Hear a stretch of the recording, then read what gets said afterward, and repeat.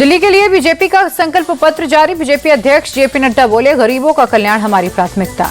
BJP ने महिलाओं को हर महीने 25 रुपए देने का किया वादा। एलपीजी गैस सिलेंडर पर 5 रुपए सब्सिडी देने का ऐलान। जेपी नड्डा का बयान, महिला समृद्धि योजना के तहत 25 रुपए महिलाओं को देंगे। होली और दिवाली पर एक गैस सिलेंडर मुफ्त। जेपी नड्डा बोले, आपदा पार्टी ने 51 लाख लोगों को आयुष्मान योजना से वंचित रखा। हम पहली कैबिनेट में इस पास करेंगे। आयुष्मान के साथ 5 लाख रुपए दिल्ली सरकार भी देगी। नड्डा ने दिल्ली सरकार के मोहल्ला क्लिनिक को भ्रष्टाचार का अड्डा बताया। बोले, फर्जी लैब टेस्ट कर 300 करोड़ का घोटाला, सरकार आई तो दोषी जेल जाएंगे। पूर्वांचलियों के मुद्दे पर भी जेपी नड्डा ने आपको घेरा। बोले, कोविड के समय पूर्वांचलियों को आनंद विहार भेज दिया था, आज घड़ियाली आंसू बहा रहे केजरीवाल। बीजेपी के संकल्प पत्र को केजरीवाल ने झूठ का पुलिंदा बताया। बोले, आपके मैनिफेस्टो पर चुनाव लड़ रही है बीजेपी, इनके पास दिल्ली के लिए कोई नया विजन नहीं है। केजरीवाल बोले, मेरे काम की नकल कर रही है बीजेपी, इनके पास अपना कोई प्लान नहीं। नड्डा जी ने भी कहा, केजरीवाल की योजनाएं जारी रहेंगी। बीजेपी के घोषणा पत्र पर केजरीवाल का तंज। बोले, अब तो बीजेपी ने भी फ्री की रेवड़ी देने का ऐलान किया, क्या इसके लिए इजाजत ली? बीजेपी के आपदा कहने पर सिसोदिया का पलटवार। बोले, हम आपदा हैं लेकिन भाजपा के लिए बीजेपी के पास न चेहरा न मुद्दा। दिल्ली चुनाव से पहले केजरीवाल का नया दांव, छात्रों के लिए फ्री बस यात्रा का ऐलान। बोले, सरकार बनने पर छात्रों के लिए बस यात्रा फ्री करेंगे। केजरीवाल पीएम मोदी को चिट्ठी लिखकर उन्होंने कई बातें कही। दिल्ली में मेट्रो में छात्रों को 50% छूट देने की भी मांग की। 20 जनवरी को दिल्ली में पदयात्रा करेंगे राहुल गांधी। नई दिल्ली से केजरीवाल के खिलाफ कांग्रेस उम्मीदवार संदीप दीक्षित के लिए करेंगे प्रचार। दिल्ली चुनाव के लिए बीजेपी के सहयोगी एनसीपी अजित गुट ने जारी की एक और लिस्ट, 30 उम्मीदवारों के नाम का ऐलान। पहले भी जारी की थी 11 कैंडिडेट्स की सूची।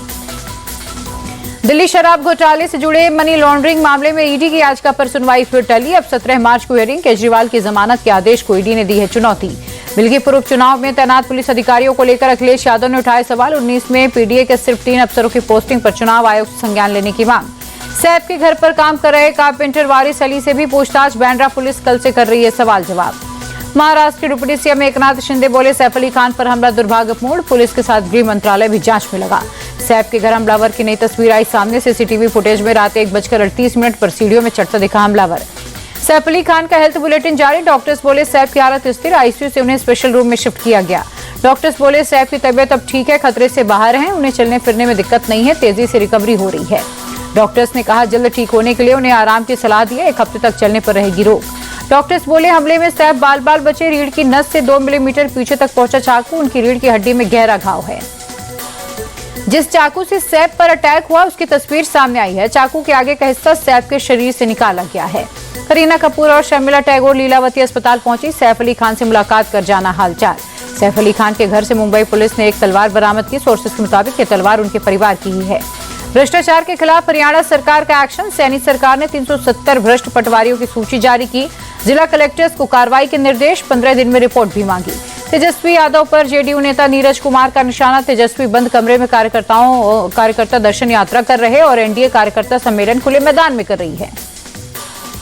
दिल्ली में ऑटो एक्सपो 2025 हुआ शुरू। पीएम मोदी ने किया उद्घाटन, 22 जनवरी तक चलेगा।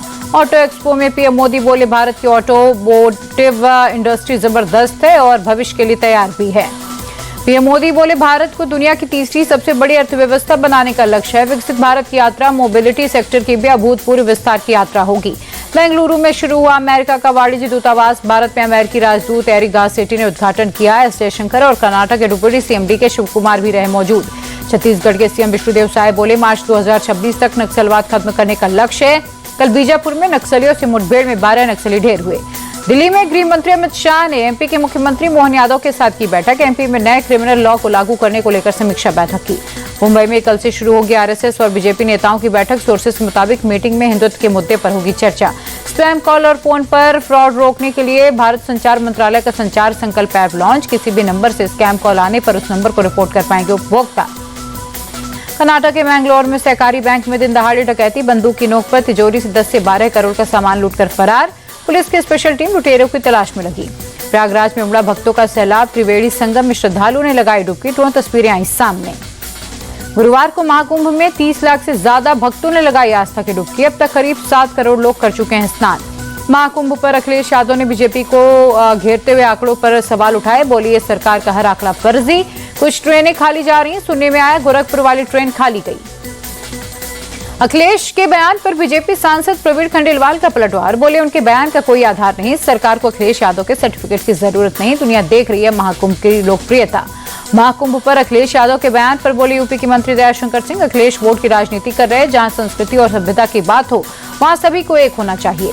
महाकुंभ को लेकर अखिलेश के बयान पर बोले डिप्टी सीएम ब्रजेश पाठक, अखिलेश को सनातन संस्कृति से दिक्कत, वे सनातन का उत्थान नहीं देख सकते। हरियाणा के बुजुर्गों को फ्री महाकुंभ दर्शन कराएगी सरकार, मुख्यमंत्री नायब सिंह सैनी ने की घोषणा। करगिल में जोजिला दर्रे पर जबरदस्त बर्फबारी, सड़कों पर बिछी बर्फ की सफेद चादर।